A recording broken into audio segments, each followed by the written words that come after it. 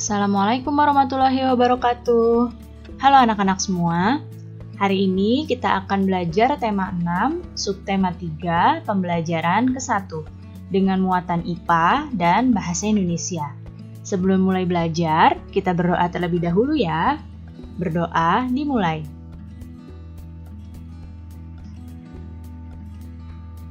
Berdoa selesai. Baik anak-anak, sudah siap untuk belajar hari ini? Kalau sudah siap, mari kita mulai belajarnya.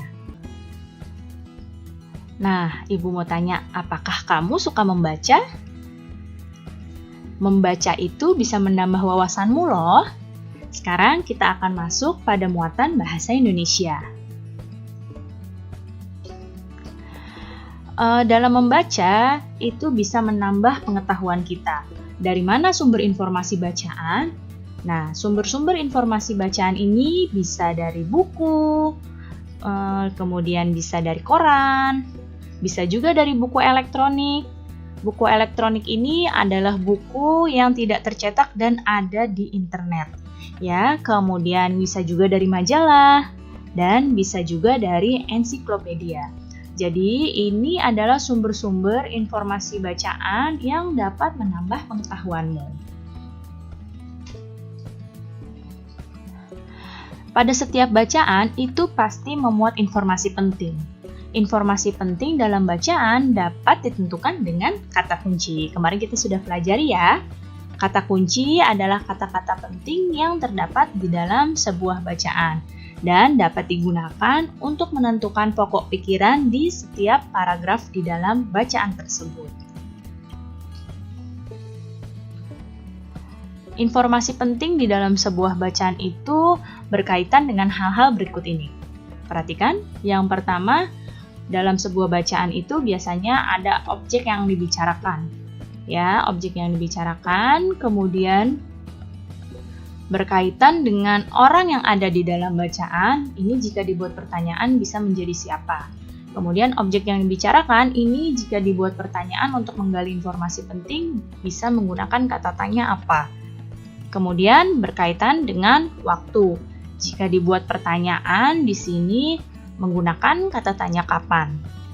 Berkaitan dengan tempat, jika membuat pertanyaan menggunakan kata tanya di mana.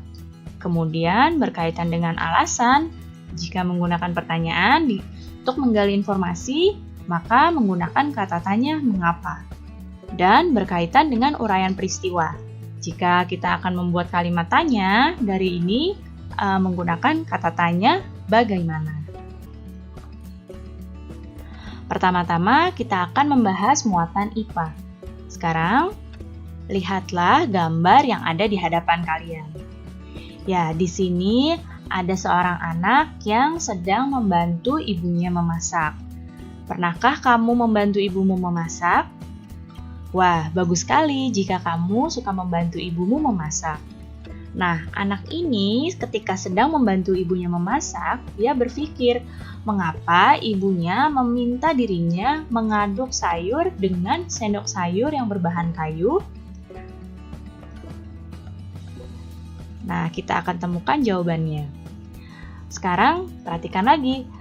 Di sini ada gambar sendok sayur yang berasal dari bahannya logam. Dan ada sendok sayur yang berbahan kayu. Nah, di sini kira-kira sendok sayur manakah yang akan lebih cepat panas jika digunakan untuk memasak?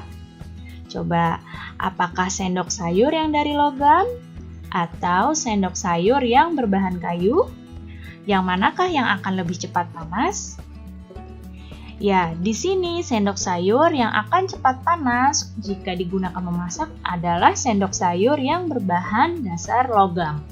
Nah, di sini sendok sayur ini akan lebih panas karena memiliki bahan yang dapat menghantarkan panas. Sehingga jika menggunakan sendok sayur ini akan terjadi peristiwa konduksi yang membuat sendok sayur ini lama-kelamaan akan cepat panas. Nah, mengapa ibu anak tadi meminta anaknya untuk menggunakan sendok sayur yang berbahan kayu? Karena sendok sayur yang berbahan kayu ini tidak cepat panas. Nah, berdasarkan kemampuannya menghantarkan panas, benda ini dibagi menjadi dua. Ada benda yang disebut dengan konduktor dan ada yang disebut dengan isolator. Apa ya konduktor itu dan apa isolator itu? Adakah di antara kalian yang tahu?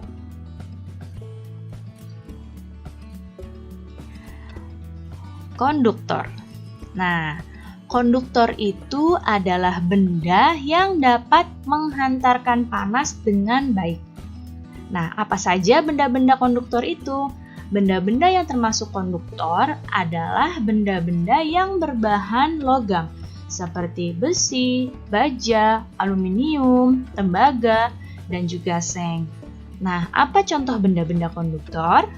Nah, di dalam kehidupan sehari-hari, contoh benda konduktor yang biasa digunakan adalah sendok yang berbahan logam, kemudian sendok makan, sendok sayur yang berbahan logam, panci, dan juga wajan.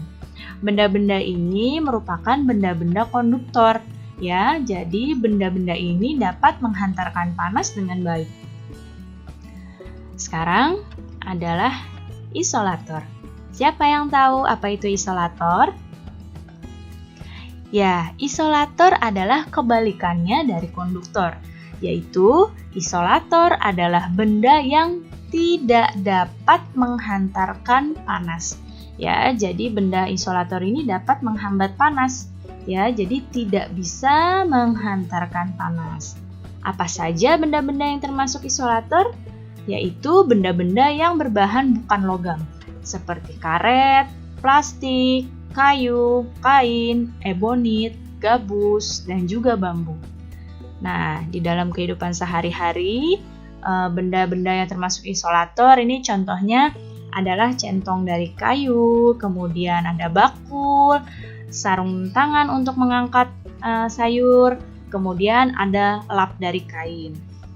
Dan benda-benda yang berbahan dari plastik seperti sendok plastik, centong plastik itu termasuk benda-benda isolator. Ya, jadi tadi kalau konduktor itu bisa menghantarkan panas dengan baik, kalau isolator tidak dapat menghantarkan panas. Sampai sini paham? Nah, ternyata benda konduktor dan isolator itu dapat diterapkan secara bersamaan loh pada sebuah alat. Nah, di sini ada beberapa contoh alat yang menggunakan konduktor dan isolator di dalam satu alat tersebut. Diperhatikan baik-baik. Nah, yang pertama ada benda apa ini? Ya, ini adalah setrika. Diperhatikan pada setrika ini menggunakan konduktor dan isolator. Nah, yang mana konduktor pada setrika? Nah, ini bagian bawah setrika ini adalah konduktor pada setrikanya. Karena bagian bawah setrika ini digunakan untuk menyetrika agar pakaian halus, maka dijadikanlah yang bawah ini adalah konduktor yang dapat menghantarkan panas dengan baik. Kemudian isolatornya adalah yang ini. Ya, yang bagian atasnya. Gagang setrikanya. Kenapa bagian atas setrikanya dibuat isolator? Nah, dibuat isolator karena jika keseluruhannya dibuat konduktor, nanti akan bingung di bagian mana akan megang setrikanya tersebut. Oleh karena itu, di bagian atasnya dibuat isolator untuk memegang setrikanya. Benda yang selanjutnya, nah, tahu ya ini apa?